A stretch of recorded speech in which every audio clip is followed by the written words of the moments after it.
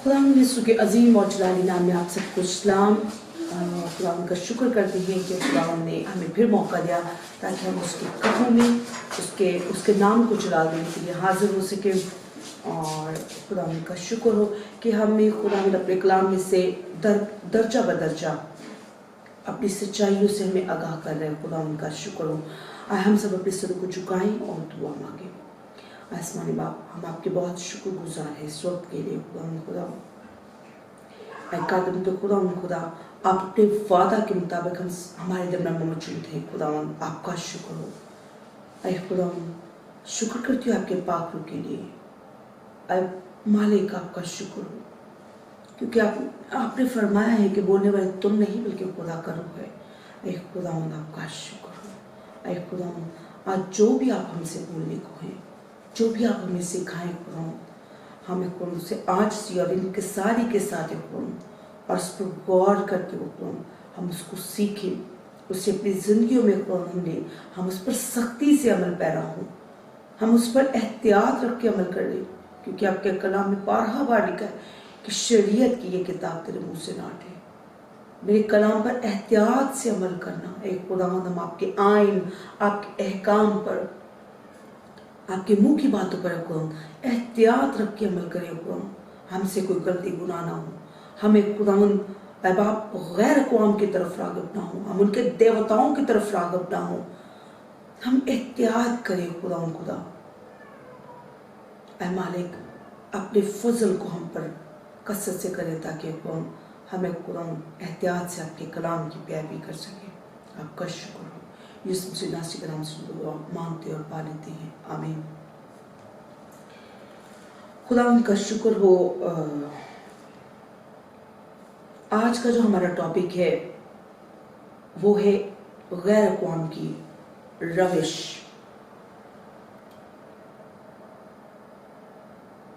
Christmas के रसूमात वाले topic में हमने एक आयत सुनी थी जिसमें कि ये बोला गया था कि तुम गैर अक़वाम की रविश ना सीखो। उसी बात को हम आगे लेके चलेंगे कि गैर अक़वाम की रविशें हमें आई कैसे हम उनकी पैरवी कर रहे हैं, जबकि हम तो कहते हैं कि नहीं, हम तो जिंदा खुदा को मानने वाले हैं, हम आसमानी बाप को मानने वाले हैं, हम तो देवी देवताओं के करीब भी नहीं हमने उनके जाके देखा। तो फिर खुदा का कलाम हमें कैसे ये कह रहा है कि हम गैर अक़वाम की, खुदावंद हमें कहते हैं कि गैर अक़वाम की रविश ना सीखो। आइए कलाम मुक़द्दस में से देखते हैं कि हम किस तरह से शैतान ने हमें चालाकी के साथ गुमराह किया हुआ है। वो गुमराही में हम उसकी में क्यों आए, कैसे आए या कैसे आ जाते हैं कि बाइबल में बारहा बार लिखा है कि शरीयत की ये किताब तेरे मुंह से ना हटे बल्कि तुझे दिन और रात इसी का ध्यान हो। खुदा ने अपने कलाम में बारहा बार फरमाया कि तुम मेरे आइन को मानना, उनको राह चलते उठते बैठते सोते जागते तो अपने बच्चों को सिखाना। बाप दादा के लिए हुक्म है कि तुम अपने बेटों अपने पोतों को मेरे आइन सिखाना। तो हम खुद पे गौर करें कि हम किस हद तक, क्या हम अपने बच्चों को सिखा रहे हैं, क्या हम खुद पढ़ रहे हैं खुदा के कलाम की। हमें खुद ही नहीं पता तो हम अपने बच्चों को क्या सिखाएंगे, हम आगे अपने पोते पोतियों को क्या सिखाएंगे। हमें दिन रात अब जिस चीज की फिक्र है वो है, हमें पैसा कमाने की फिक्र है, हमें नाम कमाने की फिक्र पड़ी हुई है, हमें फेम की फिक्र पड़ी हुई है। हम दूसरी चीजों की तरफ ज्यादा, और खुदा के कलाम को तो हम तकरीबन खाना पूरी, अगर हम पढ़ते भी है ना, हम खाना पूरी के लिए हम खुदावंद को एक किस्म का, मैं अपनी बात करती हूँ कि जब मैं बाइबल को पहले पढ़ा करती थी तो मैं ऐसे था जैसे मैं खुदा को धोखा दे रही हूँ कि उसको पता चले कि मैं उसका कलाम पढ़ रही हूँ, उसका हुक्म मान रही हूँ, लेकिन क्या है, पढ़ते जाना लेकिन उस पर गौर नहीं करना, सिर्फ अपने बाप कंप्लीट करने थे कि मैंने बाइबल कंप्लीट करनी है। इस तरह से बाइबल को पढ़ा करती थी, लेकिन इस तरह से पढ़ने का फायदा नहीं है जब तक हम कलाम को बगौर पढ़ेंगे नहीं, उसका मुताला नहीं करेंगे, हमें नहीं पता चलेगा कि कलाम में क्या लिखा हुआ है और कौन सा नुक्ता किसके साथ जाके मिलता है। कलाम का जब हम गौर मुताला करेंगे तो खुदावंद भी हमारी मदद करेगा, खुदा का रूह हमारी मदद करेगा, हमें कलाम को समझने की हिकमत देगा।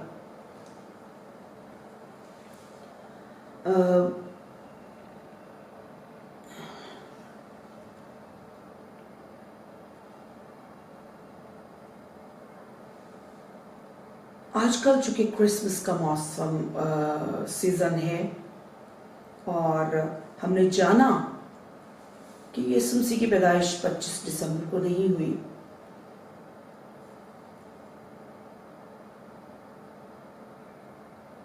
दिसंबर को हमने देखा कि एक ही देवता को मुख्तलिफ नामों के साथ, मुख्तलिफ जुबानों में, मुख्तलिफ अक़वाम में उसी के सेम डेट ऑफ बर्थ के साथ उसका जश्न मनाया जाता है, उसकी बर्थडे मनाई जाती है। और मैंने जो एक पेज कल के लेक्चर में दिखाया था जिसमें कि मुख्तलिफ तस्वीर हैं, तो इसमें ये जो सारी देवता बने हुए हैं उसके ऊपर ममालिक के नाम भी लिखे हुए हैं। यूनानी के एक हर्मस देवता, उसकी 200 BC, 200 BC और उसकी भी डेट ऑफ बर्थ है 25 दिसंबर। फिर बुद्धा, नेपाल में बुद्धा, वो भी 563 BC और उसकी भी डेट ऑफ बर्थ है 25 दिसंबर। कृष्णा जो कि इंडिया में दिसंबर 25 900 BC। हॉरस इजिप्ट में, उसकी भी दिसंबर 25 3000 BC। हरक्यूलस, ये भी यूनान में एक और, उसकी भी दिसंबर 25 और ये 800 BC में है।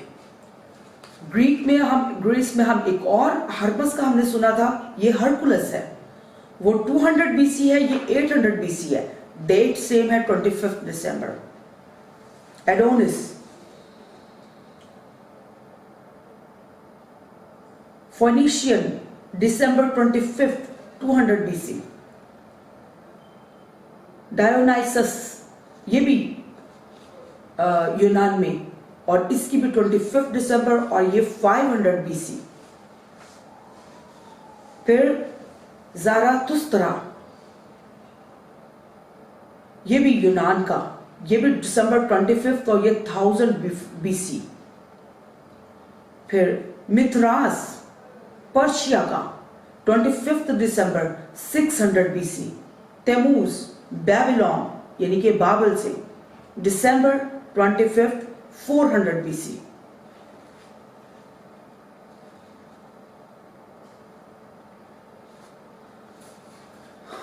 ये सारे गैर मकबूल,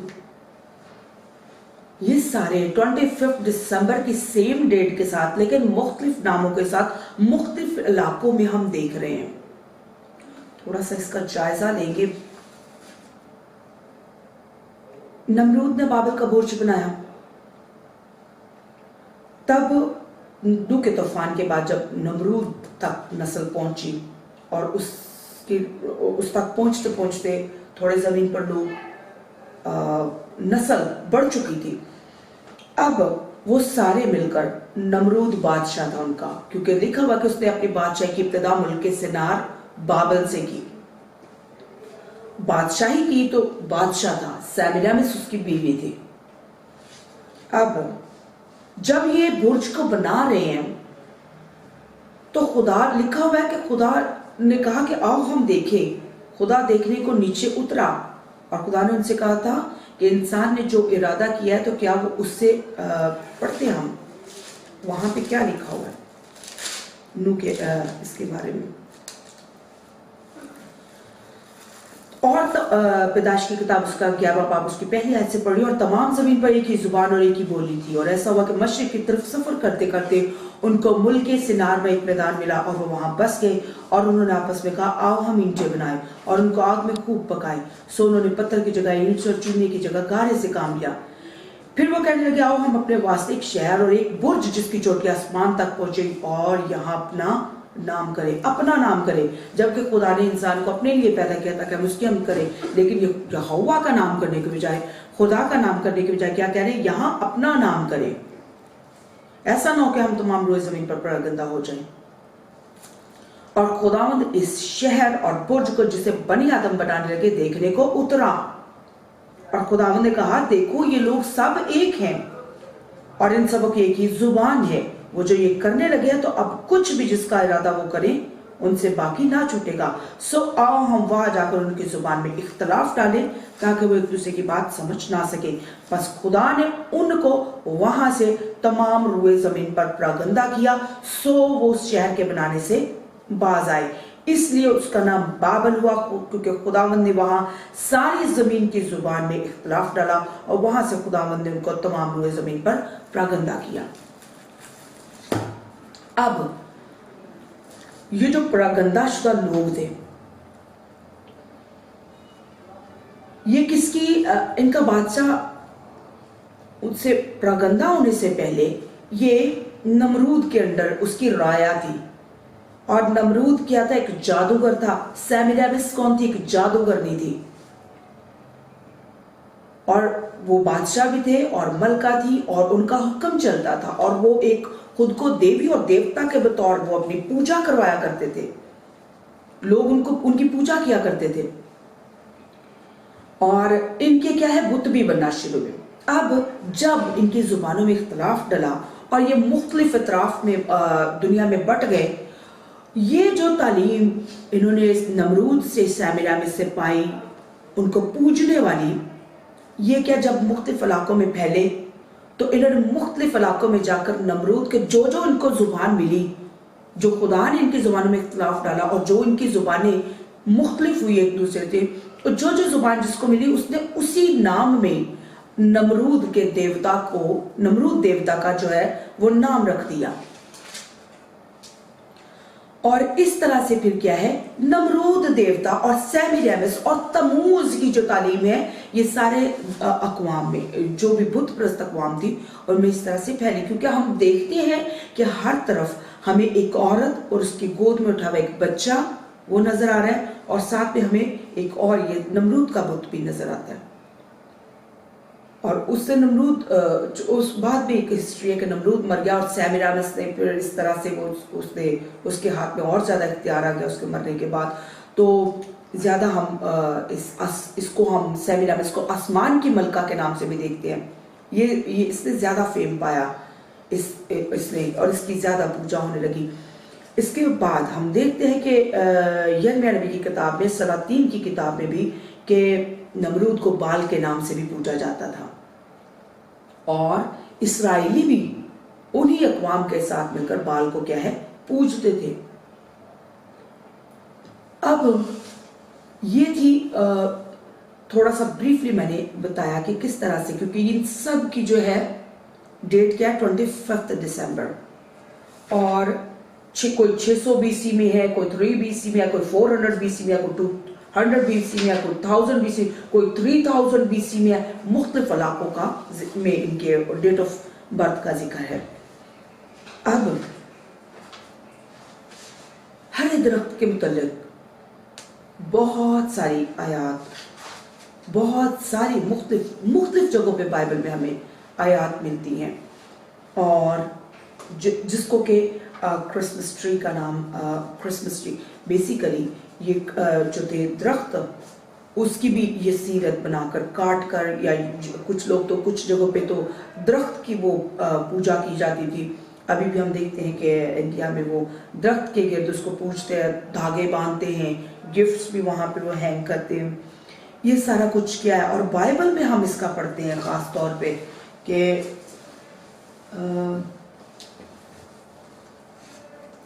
हरे दरख्त के वो हवाले से मैंने वो हवाला लिखा, यिर्मयाह की किताब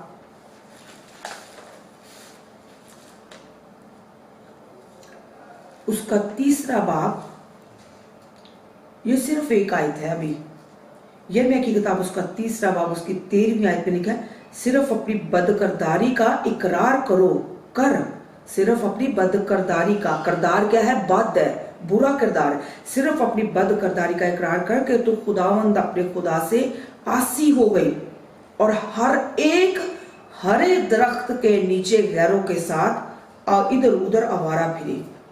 खुदावंद फरमाता है तुम मेरी आवाज के शिनवा ना हुए।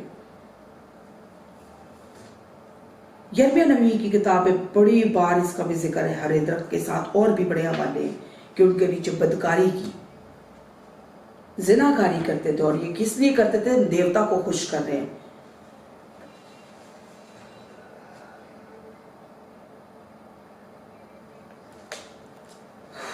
इसके अलावा हम देखते हैं इस्तस्ना की किताब उसका 32 बाब उसकी 16 आयत में क्या खुदावंद कहता है? आखिर खुदा ने तो मना किया था कि खुदावंद तुम्हारा खुदा एक ही खुदावंद है, तो फक्त पहला हुक्म है कि खुदावंद तुम्हारा खुदा एक ही खुदावंद है, तो फक्त उसकी बंदगी और उसी की इबादत करना।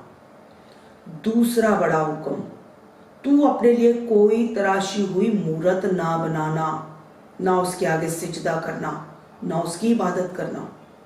खुरूज की किताब 20 बाब में हमें सब कुछ खुदावंद के कलाम में प्लेन मिलता है, मगर हम क्या है, हम बेसिकली इंसान जो है ना वो भोला है, मासूम है, और जो मासूम होते हैं ना उन्हीं को शैतान अपना शिकार बना लेता है। लिखा हुआ है कबूतर की मानत भोले और सांप की मानत होशियार। तो हमें होशियारी करने की जरूरत है। शुरू ही से लिखा हुआ बाइबल में कि वो इब्लीस जो गुमराह करता है, हम क्यों गुमराह हो? हमें होशियार होने की जरूरत है। हम भोले तो बने लेकिन हमें होशियारी की भी जरूरत है, ताकि हम कलाम में से हम अगर हम कलाम को पढ़ेंगे ना तो हमें पता होगा कि कौन सी चीज सही है, कौन सी चीज गलत है, और हम भी यीशु मसीह की तरह शैतान इब्लीस का बाइबल में से ही हम उसका मुकाबला करेंगे। इस्तस्ना उसका 32 बाब उसकी 16वीं आयत में लिखा है, उन्होंने अजनबी माबूदों के बाइस उससे गैरत और मकरूहात से उसे गुस्सा दिलाया। फिर 17वीं आयत में लिखा है, उन्होंने जिन्नात के लिए जो खुदा ना थे बल्कि ऐसे देवताओं के लिए जिनसे वो वाकिफ न थे, यानी नए नए देवताओं के लिए जो हाल ही में जाहिर हुए थे, जिनसे उनके बाप दादा कभी डरे नहीं थे, कुर्बानी की। 18वीं आयत में लिखा, तू उस चट्टान से गाफिल हो गया जिसने तुझे पैदा किया। हम खुदा को भूल जाते हैं और हम देवी देवताओं की तरफ माइल हो जाते हैं। खुदा कहता है तो कोई हरे दरख्त की सीरत ना लगाना, तो दरख्तों का ना बीज, तो किसी चीज का ना, कौन जिंदा खुदा तो आसमान पर है। फिर उसका कलाम को हम पढ़ेंगे तो खुदा तो लिखा हुआ कि वो तेरे दिल में बल्कि तेरे मुंह में है, उसका कलाम। फिर हमें ये भी पता कि खुदा हर जगह पर मौजूद है। ज़बूर 92 की ज़बूर 92 में लिखा हुआ है कि क्या ही भला है खुदावंद का शुक्र करना और तेरे नाम की मदासराई करना, आए हक ताला।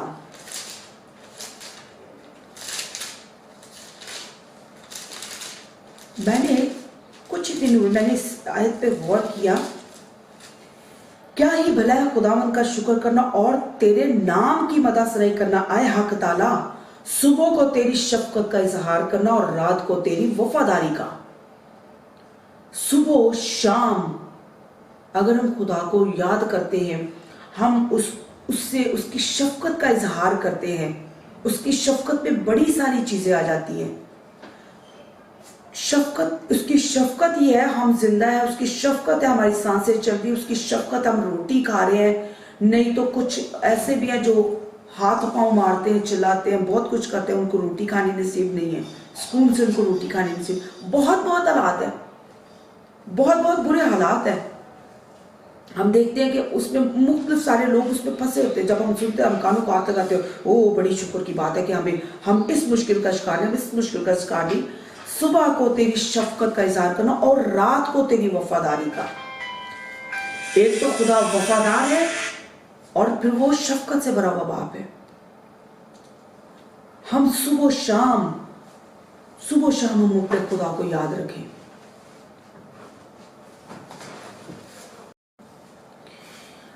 दिसंबर के महीने में हम देखते हैं फिलिस्तीन के इलाका में बहुत सर्दी पड़ती है और अपने रेवड़ों को, अपने भेड़ों बकरियों को क्या है, तवेलों में, बाड़ों में उनको बंद करते हैं। वहाँ के मैदानों में कोई भी नहीं बाहर रह सकता, सख्त सर्दी पड़ती है और बारिशें भी होती है मुख्तलिफ जगहों पे। इतनी सख्त सर्दी में अगर बारिश, तो वहाँ पे भेड़ों बकरियों को जिंदा रहना मुमकिन ही नहीं है। 25 दिसंबर किसी भी सूरत यीशु मसीह की बर्थडे नहीं है, तो फिर ये कैसे आई? हम क्यों इसको सेलिब्रेट कर रहे हैं? हमने देखा है कि ये किन देवी देवताओं की बर्थडे का दिन है। हमारे यीशु मसीह का बर्थडे ये है ही नहीं।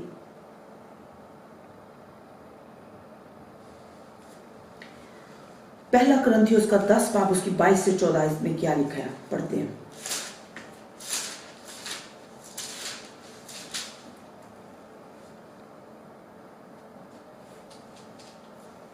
पहला कुरिन्थियों 10 बाब इसकी 22 से 14, 23 से 14 तक, 14 से 22 तक पढ़ते हैं। इस सबब से आए मेरे प्यारो, बुत परस्ती से भागो। मैं अक्लमंद जानकर तुमसे कलाम करता हूं, जो मैं कहता हूं तुम आप उसे परखो। पौलुस रसूल क्या कह रहा है? आए मेरे प्यारो, बुत परस्ती से भागो। मैं अक्लमंद जानकर तुमसे कलाम करता हूं, जो मैं कहता हूं तुम आप उसे परखो। वो बरकत का प्याला जिस पर हम बरकत चाहते हैं, क्या मसीह के खून की शराकत नहीं? वो रोटी जिसे हम तोड़ते हैं, क्या मसीह के बदन की शराकत नहीं?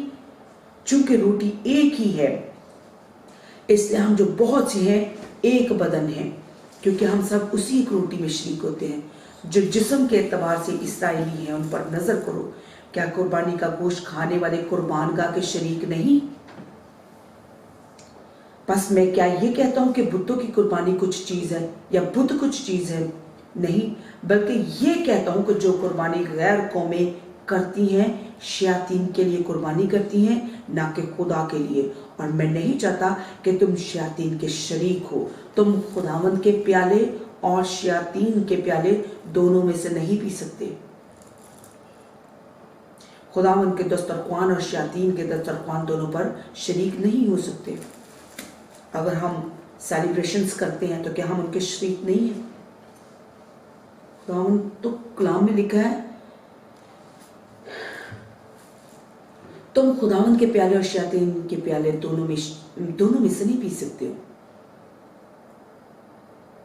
मुकाशवा की किताब में लिखा है काश के तू सर्द होता या गर्म होता, या तो सर्द हो जा या गर्म हो जा।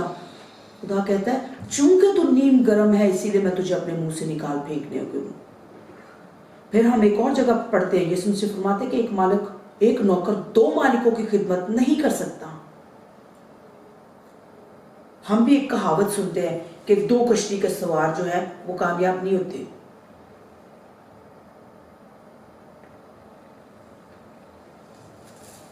कितनी क्लियर बातें खुदा की कलाम में लिखी हुई हैं। गलतियों का खत उसका 2 बाब उसकी 14 आयत।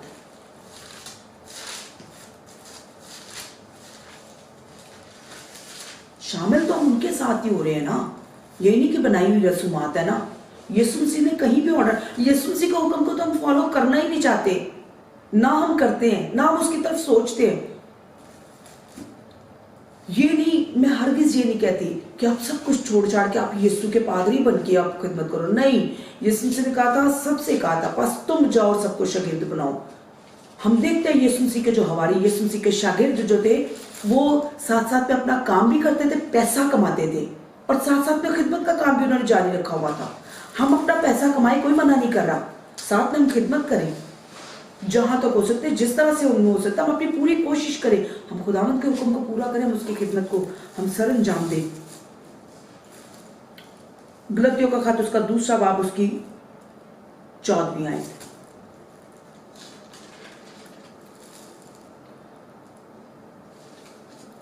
जब मैंने देखा कि वो खुशखबरी की सच्चाई के मुवाफिक, किसके मुवाफिक?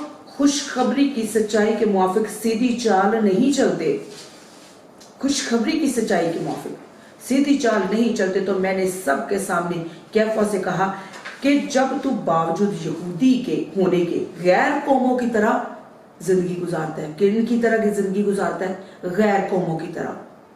गैर कौमों के बारे में भी हमने पढ़ लिया कि वो क्या करती है, गैर मबूदों के लिए तपावन तपाती है, गैर मबूदों के लिए कुर्बानियां चढ़ाती है, जिनसे के खुदावंद को नफरत है।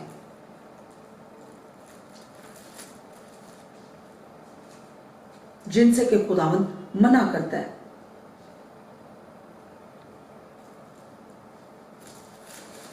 फिर आगे हम देखते पहला पतरस का खत उसका 4 बाब उसकी 3 आयत।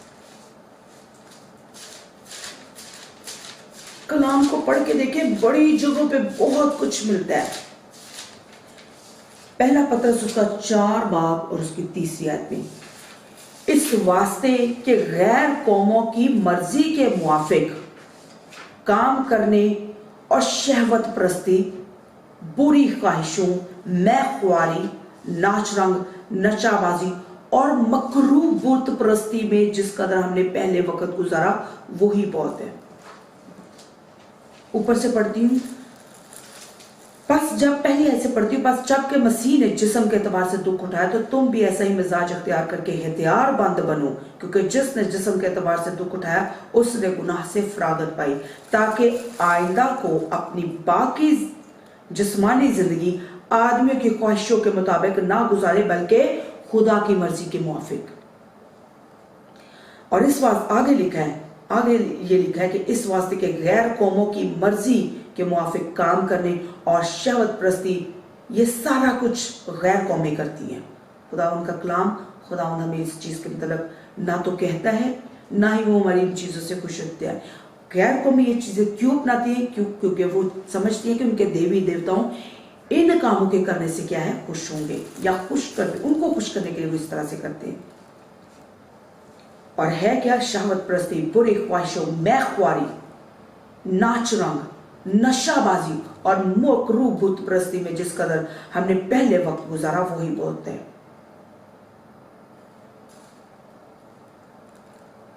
आगे 5वीं आयत में लिखा, उन्हें उसी को हिसाब देना पड़ेगा जो जिंदों और मुर्दों का इंसाफ करने को तैयार है।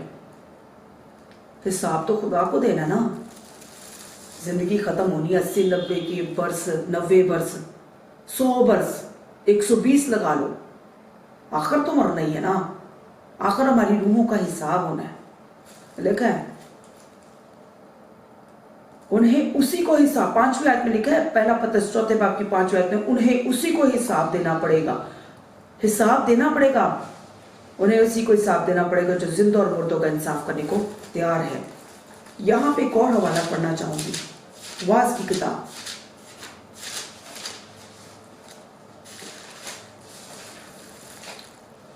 वाइस की किताब उसका 11वां बाब और उसकी 9वीं आयत में बहुत प्यारी बात लिखी है। जवान, कलाम में लिखा है, ऐ जवान तू अपनी जवानी में खुश हो और उसके अयाम में अपना जी बहला और अपने दिल की राहों में और अपनी आंखों की मंजूरी में चल। आजाद मर्जी दी है ना खुदा ने हमें। ऐ जवान तो अपनी जवानी में खुश हो और उसके अय्याम में अपना जी बहला और अपने दिल की राहों में और अपनी आंखों की मंजूरी में चल। आगे क्या लिखा है? लेकिन याद रख कि इन सब बातों के लिए खुदा तुझको अदालत में लाएगा। अदालत होनी है। हम कोशिश ये करें कि हमारा पलड़ा नेक कामों में हो, जो खुदा को पसंद है, या जिसने हमें, जिस चीज से हमें पार लगाना है ना, हमारा पलड़ा उस तरफ को भारी हो अदालत में, ताकि हम क्या आसमान की बात है कि अबदी इत्मीनान और मजेदार और बड़ी अच्छी जिंदगी के वारिस हो।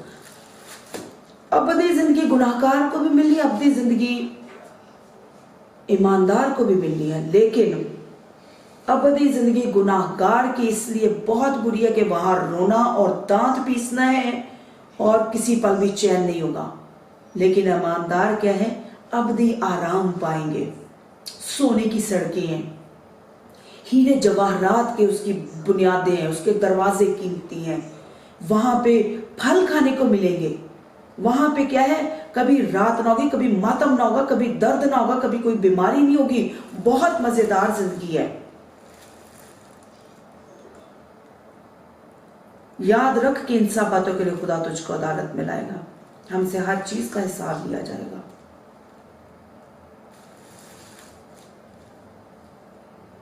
ज़बूर 81।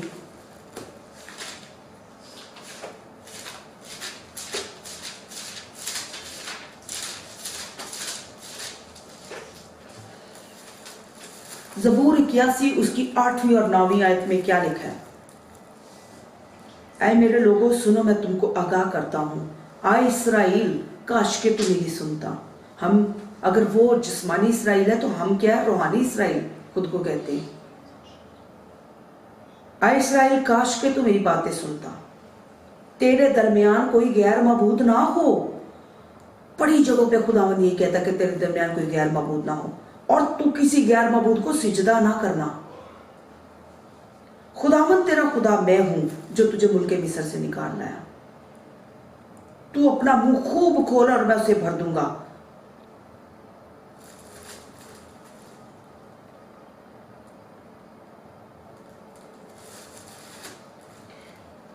यिर्मयाह नबी की किताब, उससे पहले हम देख लेते दूसरी तवारीख 28 बाब की 25 आयत पे क्या लिखा हुआ है। खुदा हम इसराइल को तो बड़े इल्जाम देते हैं कि इसराइल ने ये किया, इसराइल ने वो किया, इसराइल इतने मौजज़े में बार बार बुत परस्ती की तरफ माइल होते थे। तो हम इसराइल से क्या कम है? हमारे पास खुदा का जिंदा कलाम है, हमें हमारे दरमियान में भी मौजज़ात होते हैं। हम खुदावंद की कुदरत को सरीहन अपनी आंखों से देखते हैं, हम उसके फजल के दौर में रह रहे हैं, यही काफ़ी है। इसराइली तो जब तक यीशु मसीह नहीं आए थे, जब तक यीशु मसीह का वो तो कुर्बानियाँ दे दे के, जानवर दे दे के अपनी खुलासी करवाते होते, अपने गुनाहों की माफ़ी मंगवाते होते थे।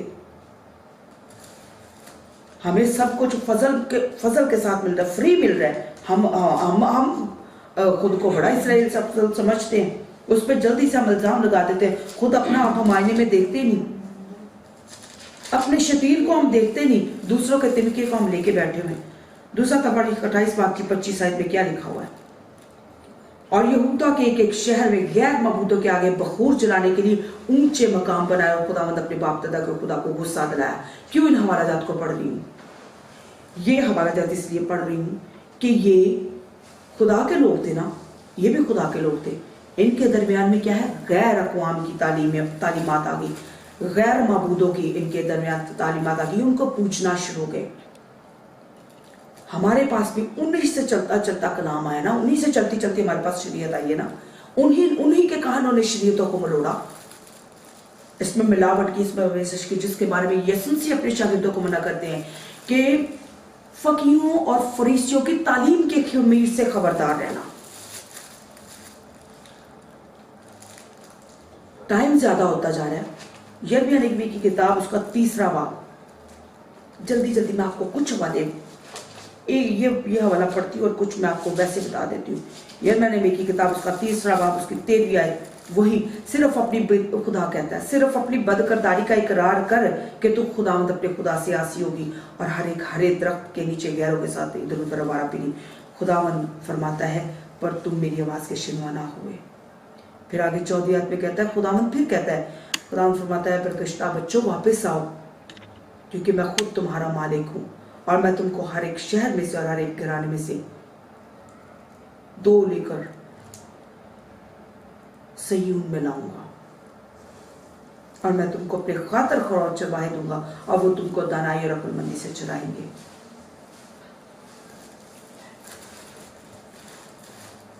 बहुत हवाले हैं, बहुत हवाले हैं। मेरे अजीजों, कलाम मुकद्दस को पढ़ना शुरू करें। आपको बड़े किसी इधर उधर जाने की ज़रूरत ही नहीं पड़ेगी। आपको सब कुछ बाइबल में से इफरात से मिलेगा। और फिर खुदावंद का रूह हर दम हमारे पास है, जिसका वादा खुदावंद यीशु से हमारे से करके गए कि मैं जाता हूँ एक मददगार दिए जाता हूँ, यानी रूहे हक। और जिसके पास खुदा का रूह है और लिखा हुआ रूह के बारे में कि वो खुदा के तह की बातों को दरियाफ्त कर लेता है। जब वो खुदा की तह की बातों को तो गूगल नहीं पहुंच सकता, इंटरनेट नहीं जहां तक पहुंच सकता। इंटरनेट भी एक खास लिमिट है ना, गूगल की भी एक खास लिमिट है। हर चीज को हम डिस्कवर नहीं कर सकते, गूगल खुदा तक नहीं पहुंच सकता। जा सकता है तो आप ट्राई करके देख लें, और अगर वो जा ही नहीं सकता तो हम क्यों ना उसको ले जो खुदा की, जिसने हिकमत को बनाया, जिसने इस दुनिया को बनाया, जिसने पानियों पर इस दुनिया को कायम किया, जिसके पास हर नामुमकिन को मुमकिन करने की ताकत है। तो हम खुद क्यों ना उसके रूह को ले। हम बहुत कुछ डिस्कवर कर सकते हैं, फक्त उसके पाक रूह को अपने अंदर लेने की जरूरत है, खुदावंद को पहन लेने की जरूरत है। तो बहुत अच्छी जिंदगी गुजारेंगे। खुदावंद अपने कलाम के वसीला से सबको कसरत से भर कर दे।